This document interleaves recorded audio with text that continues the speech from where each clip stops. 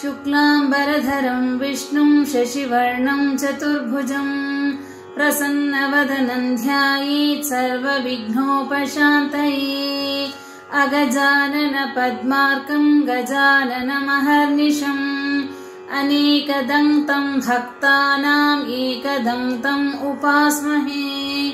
वक्रतुण्डमहाकाय कोटिसूर्यसमप्रभा निर्विघ्नं कुरु मे देव सर्वकार्येषु सर्वदा। सरस्वती नमस्तुभ्यं वरदे कामरूपिणी विद्यारम्भं करिष्यामि सिद्धिर्भवतु मे सदा। नमस्तेऽस्तु महामाये श्रीपीठे सुरपूजिते शङ्खचक्रगदाहस्ते महालक्ष्मी नमोऽस्तुते।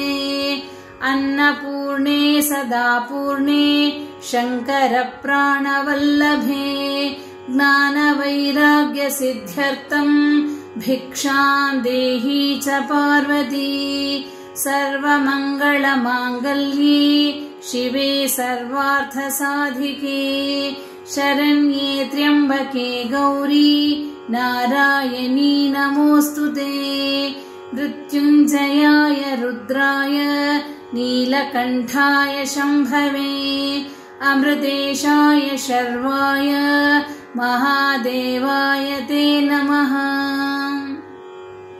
शान्ताकारं भुजगशयनं पद्मनाभं सुरेशं विश्वाधारं गगनसदृशं मेघवर्णं शुभांगं लक्ष्मीकान्तं कमलनयनं योगिभिर्ध्यानगम्यं वन्दे विष्णुं भवभयहरं सर्वलोकैकनाथं।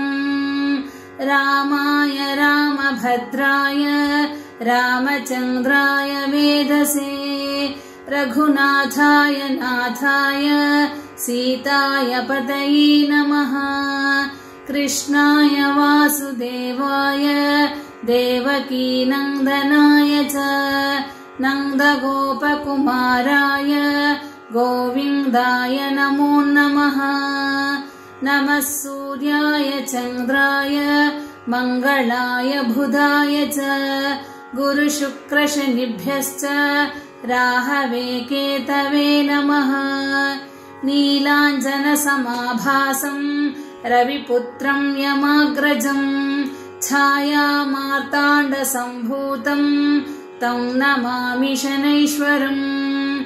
काषाय वस्त्रं करदण्डधारिणं कमण्डलुं पद्मकरेण शङ्खं चक्रं गदा भूषितभूषणाढ्यं श्रीपादराजं शरणं प्रपद्ये।